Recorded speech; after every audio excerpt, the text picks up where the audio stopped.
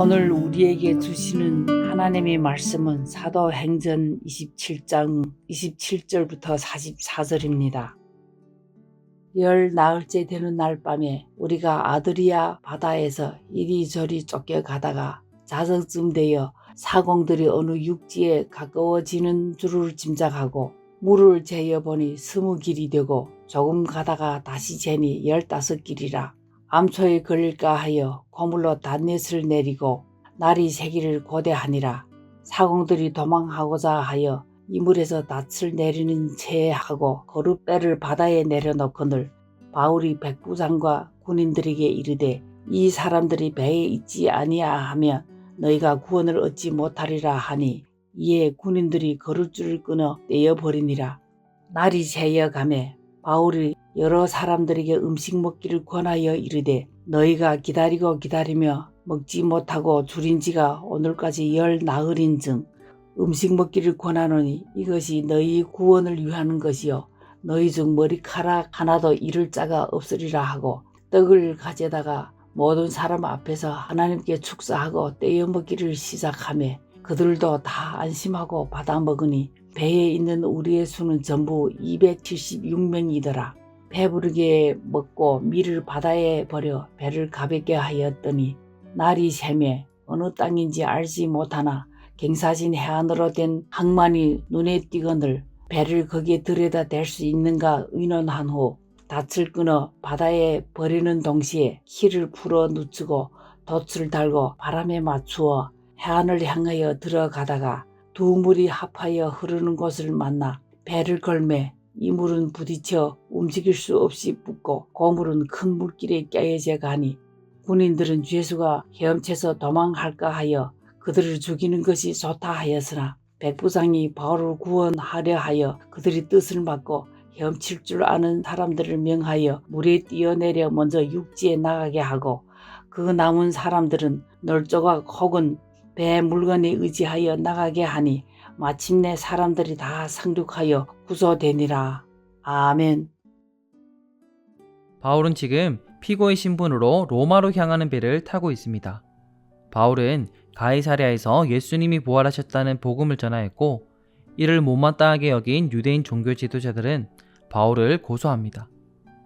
총독으로 부임한 지 얼마 되지 않은 베스도는 유대인들의 마음을 얻고자 하였고 바울의 죄를 낱낱이 찾았습니다. 그러나 총독 베스도는 바울이 예수가 부활하셨다는 복음을 전한 것 외에는 바울에게 어떠한 죄도 없음을 알게 됩니다. 결국 로마 시민이었던 바울은 로마의 황제 가이사의 재판을 받게 되어 피고의 신분으로 로마로 향하게 되었습니다. 사실 유대인 종교 지도자들은 바울이 죄인의 신분으로 가이사랴에서 예루살렘으로 후송될 때에 그를 암살하고자 하였습니다. 그러나 바울은 죄인이 아닌 피고의 신분으로 군인들의 보호 아래에 로마로 가게 됩니다. 더 정확히는 하나님의 보호 아래에 사도의 신분으로 로마 황제에게 예수의 이름을 전하고자 로마로 가게 된 것입니다. 무엇을 보고 이렇게 해석할 수 있을까요? 처음 박해자였던 바울을 부르실 때 부활하신 예수님께서는 빛 가운데 그에게 나타나셨습니다. 이를 본 바울의 눈은 멀게 되었고 하나님께서는 아나니아를 부르셔서 바울에게 가서 그가 다시 볼 수 있게 하라고 명하십니다. 그러나 바울이 박해자였던 것을 알았던 아나니아는 그에게 가는 것을 꺼리죠. 그러자 하나님께서는 바울에 대해 이렇게 말씀하십니다. 주께서 이르시되 가라. 이 사람은 내 이름을 이방인과 임금들과 이스라엘 자손들에게 전하기 위하여 택한 나의 그릇이라. 사도 바울은 예수의 이름을 담은 그릇으로 그 이름을 이방인과 임금들에게 전하고자 하나님의 보호하심 아래에 로마로 인도함 받고 있는 것입니다. 그런데 지금 바울이 탄 배에 절망이 가득합니다. 이 배에는 바울의 동료 누가와 아리스다고가 타고 있었고 바울과 죄수들을 인솔하는 백부장 율리오와 그의 부하 군인들 그리고 배의 선장과 선원들이 타고 있었습니다. 앞서 글에 대해서 바울은 출항하기 전에 항해가 위험할 것이니 잠시 머물자고 말하였습니다. 그러나 백부장은 바울의 말보다 선장과 선원들의 말을 더 믿었고 결국 배는 출항하게 됩니다.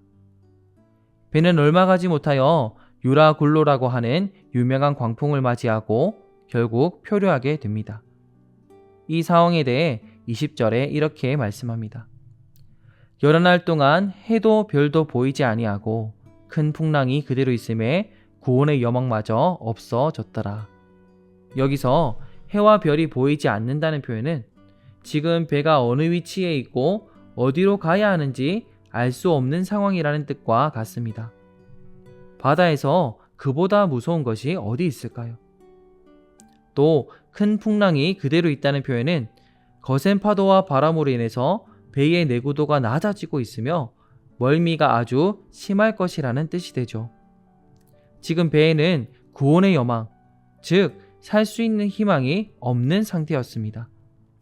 많은 사람들이 배가 표류하는 가운데 언제 구조받을지 모르는 불안감과 심한 멀미 가운데서 오랜 기간 제대로 먹지도 못하고 있었습니다. 그때 바울은 하나님의 사자로부터 들은 말을 전하였습니다. 나는 하나님을 믿습니다. 하나님께서 그의 사자를 보내어 제가 로마 황제 가이사 앞에 반드시 서게 하실 거라 말씀하셨습니다. 저와 함께 여러분도 안전할 것이고 우리는 함께 한 섬에 도달하게 될 것입니다. 이러한 바울의 말을 듣고도 사람들은 여전히 절망 가운데 있었습니다. 표류한 지 14일째 되는 날 밤에 수면 깊이를 재던 사공들은 배가 육지에 가까이 다가왔다는 것을 알게 되었습니다. 그러나 276명이나 타고 있는 큰 배가 암초에 걸리지 않고 무사히 정박하지는 못할 거라고 보았습니다. 바울이 말한 대로 모든 사람들이 살 수 있을 것이란 걸 믿었다면 그렇게 도망가려 하지 않았겠지만 이들은 자신들만 살고자 닻을 내리는 채 하면서 작은 거룻배를 타고 육지로 도망가려 하였습니다. 바울은 그 사실을 알고선 군인들에게 말해서 그들이 도망가지 못하게 하라고 합니다.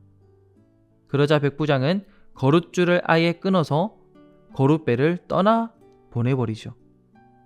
지금 배의 분위기는 어떠할까요? 절망이 가득한 곳에 이제 불신마저 가득 차 버렸습니다. 서로를 믿지 못하고 원망하게 된 것입니다. 백부장과 군인들은 자신들만 살고자 도망가려 했던 선원들을 비난했을 것입니다. 선원들은 왜 모두가 죽도록 거룻줄을 끊어버리냐고 백부장과 군인들을 원망했을 것입니다. 지금 배 안은 깊은 절망과 서로를 향한 불신으로 가득 차 있습니다. 그런 상황 속에서 바울은 다시 한번 이야기합니다. 하나님께서 여러분 모두의 생명을 구하시기로 약속하셨습니다. 걱정하지 마시고 여러분의 구원을 위하여 음식을 드세요. 그리고 바울은 떡을 가져다가 모든 사람 앞에서 하나님께 축사하고 서로 떼어 먹기 시작합니다. 날이 밝으니 경사진 해안이 보입니다. 닻을 끊고 키를 풀어 해안을 향하여 들어갑니다. 그런데 배의 앞머리는 어딘가에 부딪혀 움직일 수 없게 되고 배의 뒷머리는 큰 파도로 깨어져 갑니다.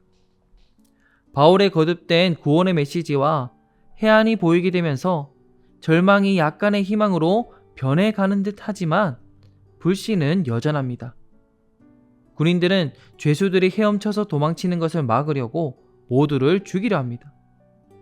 절망과 불신으로 가득 찬 이 급박한 상황은 결국 어떻게 되었을까요? 머릿속에 그림을 그리며 한번 들어볼까요? 군인들의 말을 들은 백부장은 바울을 살리기 위해 죄수들을 죽이지 못하게 합니다. 이건 백부장이 처음에 바울의 말을 듣지 않고 선장의 말을 듣고 출항했던 것과 달라진 모습입니다. 이어서 백부장은 헤엄칠 수 있는 사람들이 먼저 육지에 나가게 하고 남은 사람들은 널조각과 배 물건에 의지하여 육지로 나아가게 합니다. 헤엄을 잘 쳐서 먼저 육지로 나간 사람들이 남아서 뒤늦게 육지로 오는 사람들을 구조하여 냅니다. 쉽지 않은 일이었지만 바울이 떡을 떼어 나눠 먹은 것이 큰 힘이 되었습니다. 선원들은 자신들만 살려고 도망가려 하였었고 군인들은 모든 죄수를 죽이려고 하였었는데 이제 서로 눈을 마주치며 손에 손을 건네며 구조 작업을 펼쳐서 결국 바울이 말한 대로 아무도 죽지 않고 무사히 육지에 상륙하게 됩니다. 하나님께서 바울에게 말씀하신 그대로 된 것입니다. 정말 영화나 드라마 같은 일이 일어났습니다. 절망과 불신에 가득 찼던 배는 난파되었지만 이 일을 통하여서 예수의 이름이 수면 위에 드러나게 됩니다. 극적으로 살아난 이들이 어떤 생각을 가졌을까요? 아, 바울이 말한 대로 되었구나. 바울이 거짓을 말한 게 아니었구나.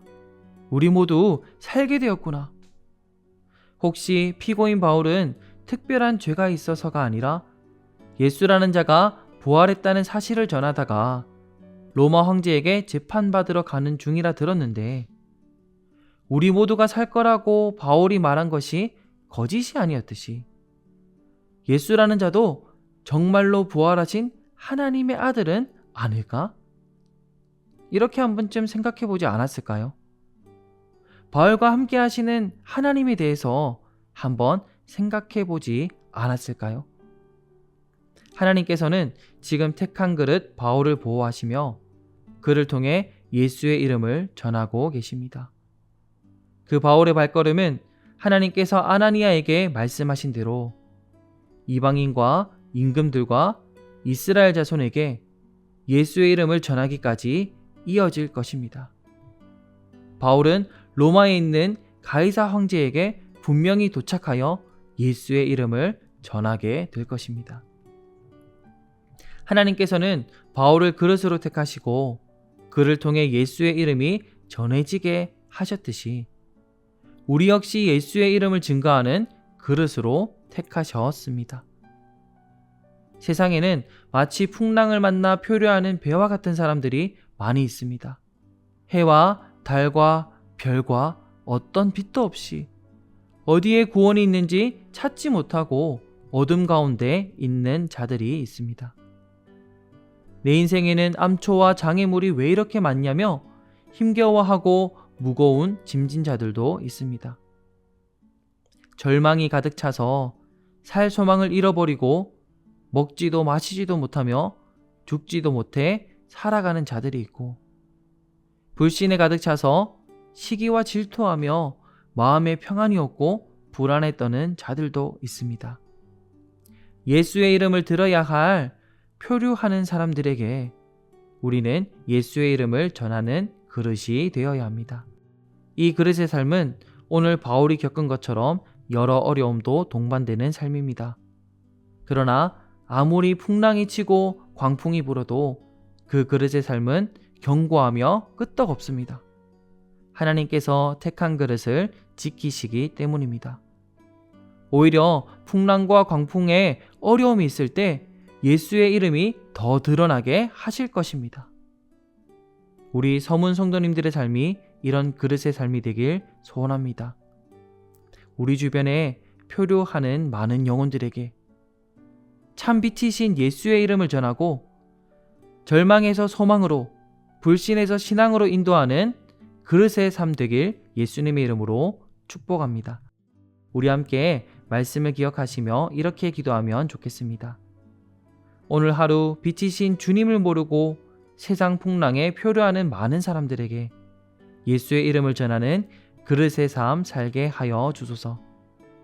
그리고 주일학교 여름 사역이 잘 준비되어서 구원의 역사와 하나님의 뜻과 비전을 품는 복된 시간 되게 하소서. 이 두 가지 제목으로 기도하시고 개인적인 기도 제목으로 기도하시겠습니다.